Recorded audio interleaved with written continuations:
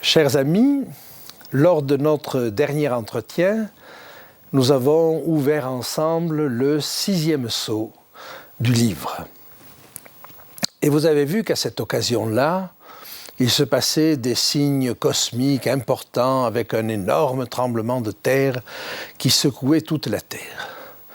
La peur saisissait les hommes et notre texte se terminait sur une question: qui peut subsister? Et à cela, on avait apporté un début de réponse à travers le livre de Joël. En effet, le chapitre 2 du livre du prophète Joël nous parle d'un phénomène semblable à celui qui nous était décrit, c'est-à-dire l'obscurcissement du soleil, mais également la lune qui devient rouge comme du sang. Alors, face à ce phénomène-là, le prophète Joël continue en nous donnant 2 autres indications. Une première indication sur la pluie de l'Esprit. Et cette pluie de l'Esprit, ce déversement de l'Esprit sur le peuple de Dieu est quelque chose qui est immense, parce que ça touche tout le peuple de Dieu.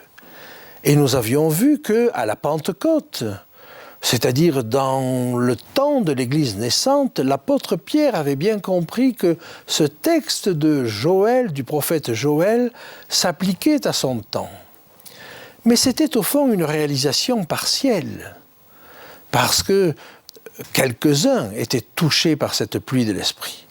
Elle doit se produire en beaucoup plus vaste, en beaucoup plus grand, à la fin des temps. Et puis il y avait un deuxième élément que nous apportait le livre du prophète Joël, c'était justement ces rescapés qui sont sur la montagne de Sion. Et c'est là la première réponse. Qui peut subsister? Ces rescapés sur la montagne de Sion. Et quand nous allons voir l'équivalent dans le livre de l'Apocalypse, alors c'est en Apocalypse 14, au chapitre 1er, que nous voyons ces 144 000 sur la montagne de Sion. Mais ce texte du chapitre 14 nous renvoie au chapitre 7, c'est-à-dire au moment où ces 144 000 sont scellés. Et c'est ce texte que nous allons étudier. Donc, première réponse, qui peut subsister? Eh bien, c'est la suite du texte qui va nous le donner. Les 144 000. Et j'aimerais vous dire qu'il y a aussi une deuxième réponse. Cette deuxième réponse, nous la trouvons à travers le mot même qui est traduit par subsister et qui en grec est istémie. Il veut dire très exactement qui peut tenir debout. Et nous allons avoir une réponse un petit peu plus loin dans le texte, une deuxième réponse. Et je vous propose de la lire avec vous au chapitre 7 et au verset 9. Après cela, je regardai, et voici, il y avait une grande foule que personne ne pouvait compter, de toute nation, de toute tribu, de tout peuple, de toute langue. Ils se tenaient devant le trône et devant l'agneau, revêtus de robes blanches et des palmes dans leurs mains. Il nous est dit qu'ils se tenaient devant le trône, mais c'est le même mot, istémie. Ils se tenaient debout devant le trône de Dieu. Et donc, si la première réponse est la première partie du chapitre 17, les 144 000, la deuxième réponse à la question n'est autre que cette grande foule qui vient de tous horizons et qui se tient devant le trône de Dieu. Alors, je vous propose, cela nous l'étudierons la prochaine fois.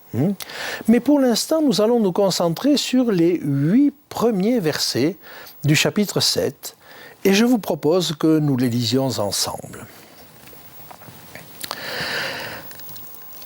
Après cela, je vis 4 anges debout, aux 4 coins de la terre. Et ils retenaient les 4 vents de la terre, afin qu'il ne souffle point de vent sur la terre, ni sur la mer, ni sur aucun arbre. Et je vis un autre ange qui montait du côté du soleil levant, et qui tenait le sceau du Dieu vivant. Il cria d'une voix forte aux 4 anges à qui il avait été donné de faire du mal à la terre et à la mer, et il dit, « Ne faites point de mal à la terre, ni à la mer, ni aux arbres, jusqu'à ce que nous ayons marqué du sceau le front des serviteurs de notre Dieu. » Et j'entendis le nombre de ceux qui avaient été marqués du sceau, 144 000 personnes de toutes les tribus des fils d'Israël. De la tribu de Juda, 12 000 marqués du sceau. De la tribu de Ruben, 12 000. De la tribu de Gad, 12 000. De la tribu d'Azer, 12 000. De la tribu de Nephtali, 12 000. De la tribu de Manassé, 12 000. De la tribu de Siméon, 12 000. De la tribu de Lévi, 12 000. De la tribu d'Issachar, 12 000. De la tribu de Zabilon, 12 000. De la tribu de Juda, 12 000. De la tribu de Benjamin, 12 000 marqués du sceau. Évidemment, la question qui se pose à nous, c'est qui sont ces 144 000 ? Alors on va essayer de le définir, mais nous n'aurons une réponse complète que la prochaine fois. Avant cela, on va étudier ce contexte. Et la première chose que nous remarquons au début de ce texte, c'est que Dieu retient les vents. Et là, 4 anges retiennent 4 autres anges qui ont pour mission de lâcher les vents. Après cela, je vis 4 anges debout aux 4 coins de la terre.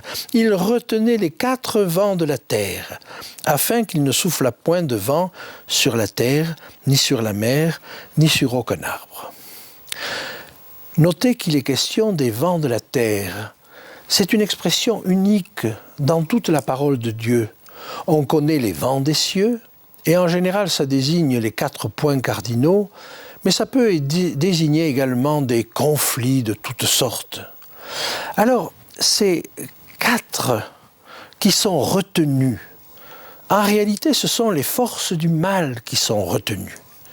Et nous avons un texte de Jude qui nous l'indique très clairement. Je vous propose de lire avec moi Jude, chapitre 1er, en réalité il n'y a qu'un chapitre, et le verset 6. « Il a réservé pour le jugement du grand jour, enchaînés éternellement par les ténèbres, les anges qui n'ont pas gardé leur dignité, mais qui ont abandonné leur propre demeure. » Il nous faut avoir conscience que Dieu retient les forces du mal. Alors on a souvent le sentiment que Dieu sévit, que Dieu punit, qu'il juge et qu'il fait en sorte que l'homme reçoive une punition pour le dresser. Et là on nous montre Dieu sous un tout autre aspect. Dieu est celui qui retient les vents. Il est celui qui fait en sorte que ça ne soit pas aussi grave que ça devrait l'être s'il abandonnait l'homme à son propre sort. Et il va donc demander très spécifiquement à ses anges de faire en sorte qu'on ne fasse pas de mal à la terre, à la mer et aux arbres. Je ne sais pas quel sens cela pouvait avoir du temps de Jean, mais à notre époque, ça prend une signification singulière. Et j'aimerais lire avec vous, au chapitre suivant, au chapitre 8, ce qui va se passer quand on va lâcher ces vents de la terre. Vents de la terre, pourquoi ? Parce que c'est la terre qui en est cause. C'est l'homme lui-même qui en est la cause. Lisons cela au chapitre 8 et à partir du verset 7. Le premier sonna de la trompette et il y eut de la grêle et du feu mêlé de sang qui furent jetés sur la terre. Et le tiers de la terre fut brûlé, et le tiers des arbres fut brûlé, et toute herbe verte fut brûlée. Le second ange sonna de la trompette, et quelque chose comme une grande montagne embrasée par le feu fut jetée dans la mer, et le tiers de la mer devint du sang. Et le tiers des créatures qui étaient dans la mer et qui avaient vie mourut, et le tiers des navires périt. Quand nous voyons ce qui se passe au son de la première et de la deuxième trompette, nous nous rendons compte que les choses qui attendent la terre sont d'une gravité extrême. Eh bien, Dieu, dans sa bonté, ne va pas permettre que ces choses qui sont le fait de l'homme, et nous en sommes conscients, ces choses qui sont en train de détruire notre écosystème, les choses les plus graves ne vont pas arriver sans que Dieu ait préparé un peuple. Et ce peuple, il l'appelle au chapitre 7, les 144 000. Et il y a donc là quelque chose de très particulier. Parce que ce peuple, Dieu le prépare, mais il va le préparer par une pluie particulière de l'esprit. Et avant que les grandes catastrophes n'arrivent, il prépare un peuple pour donner un sens à ce qui arrive. Dieu sait que les cœurs ne se convertissent pas par la peur. Il y a des conséquences à ce que nous faisons, mais l'objectif de Dieu n'est pas de terroriser. Alors, en même temps que ces choses arrivent, il prépare un peuple pour donner du sens, pour expliquer, pour dire ce qui se passe et pour dire son amour. Pour dire quelque part que ce n'est pas lui qui provoque cela, que lui au contraire a freiné, qu'il est celui qui prévient, qu'il est celui qui avertit, qui est celui qui appelle. Ce sera le sens des trompettes, ce sont des appels. Nous le verrons bientôt. Alors, j'aimerais maintenant que nous avancions dans le texte. Et au verset 2 du chapitre 7, un autre ange intervient. Un autre ange qui intervient dans le soleil levant. Que veut dire qu'il est dans le soleil levant ? Lisons ensemble, si vous voulez, un texte qui se trouve dans l'évangile de Luc, au chapitre 1er et au verset 78. C'est dans un cantique, et c'est le cantique de Zacharie, le père de Jean-Baptiste. Et il dit ceci: « Grâce aux entrailles de la miséricorde de notre Dieu, en vertu de laquelle le soleil levant nous a visités d'en haut. » Quel est ce soleil levant qui nous a visités d'en haut? Sinon Jésus. Et voilà que cet ange se lève et intervient dans le soleil levant. Il y a là la suggestion qu'il s'agit de Jésus, mais nous allons avoir la confirmation tout à l'heure. Et il tient le sceau de Dieu. Alors ce sceau de Dieu, on va essayer un petit peu de comprendre ce dont il s'agit. Mais ce sceau de Dieu est très lié à l'Esprit de Dieu. Et nous allons le voir à travers deux textes. Un premier qui se trouve dans la deuxième épître aux Corinthiens, au chapitre 1er et au verset 21.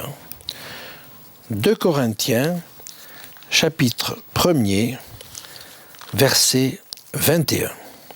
« Et celui qui nous a fermis avec vous en Christ et qui nous a oints, c'est Dieu, lequel nous a aussi marqués d'un sceau et a mis dans nos cœurs les arts de l'esprit. » L'apôtre Paul nous dit là quelque chose d'important. Ce sceau de Dieu est lié à l'Esprit de Dieu.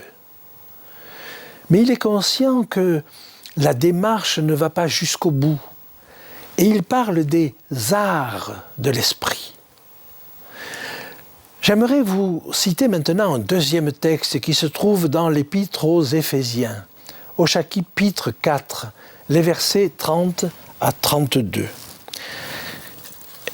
Éphésiens, chapitre 4, versets 30 à 32.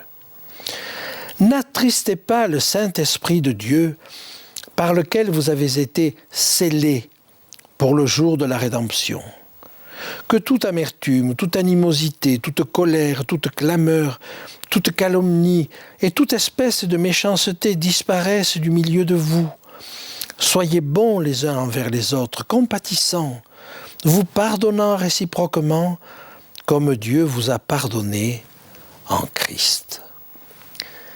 Telle est l'action de l'Esprit. Alors imaginez une action de l'Esprit qui ne soit pas simplement les arts, mais qui soit la plénitude de l'Esprit. Imaginez que ces qualités qui viennent de nous être décrites, de compassion, d'amour, d'affection, de soutien, soient portées à leur paroxysme. Telle est la chose que Dieu veut pour son peuple et tout particulièrement pour ses 144 000. Ils sont donc scellés de l'Esprit, mais d'un esprit qui va jusqu'au bout. Et quel est l'objectif de cette pluie de l'Esprit ? Quand nous lisons dans Acte 2 ce qui s'est passé, c'est vraiment en vue de la prédication d'un message, de l'Évangile.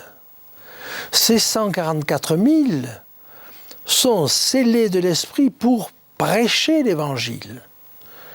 Et ça n'est pas pour rien que nous les retrouvons au chapitre 14, des versets 1 à 5, parce qu'à partir du verset 6, c'est l'Évangile éternel qui est prêché. Et cela nous montre quelque chose d'important pour nous. Ces 3 messages du chapitre 14, même s'ils ont été prêchés partiellement, parce que l'Esprit intervenait partiellement dans le passé, ils sont appelés à prendre une ampleur, une puissance, une force, comme jamais dans le passé, dans l'avenir. Dans l'avenir, le peuple de Dieu est appelé à prêcher ces 3 messages avec force. Alors, quand ce message sera prêché, on pourra dire que nous serons dans le temps des 144 000. Mais ces 144 000 sont d'abord préparés. Et l'atteinte qui est faite à la terre, aux arbres et à la mer, tout cela n'interviendra que quand Dieu aura préparé son peuple. Voyez l'amour de Dieu qui ne va pas permettre que ces événements arrivent sans qu'il ait préparé un peuple. Les deux sont nécessaires à l'appel. Et il y a vraiment là quelque chose de très délicat de la part de Dieu. J'aimerais maintenant voir d'autres aspects du sceau, parce que ce sceau de Dieu, il marque aussi la possession de Dieu. Et si nous lisons au chapitre 14, nous voyons que ce sceau est apposé sur le front des serviteurs de Dieu.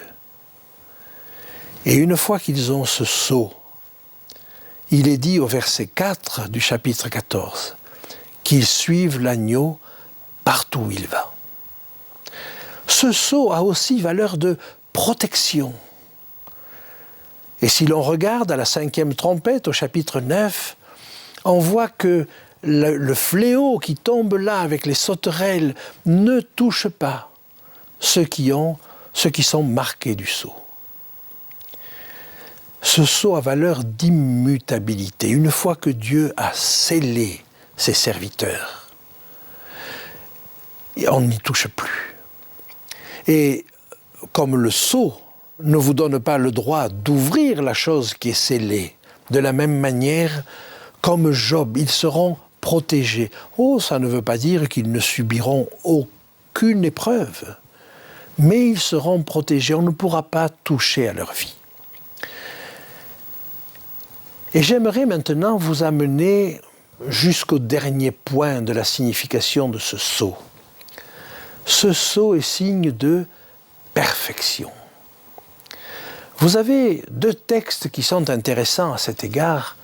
c'est le texte qui se trouve dans Ézéchiel au chapitre 28 et au verset 12. Et puis nous lirons un texte dans Apocalypse 14. Alors d'abord le texte d'Ézéchiel. Fils de l'homme, prononce une complainte sur le roi de Tyr. Tu lui diras, ainsi parle le Seigneur l'Éternel. Tu mettais le sceau à la perfection. Tu étais plein de sagesse, parfait en beauté. Bien sûr, la complainte s'adresse au roi de Tyr, mais rapidement on voit derrière se profiler l'accusateur, c'est-à-dire Satan. Et on lui dit, tu mettais le sceau à la perfection.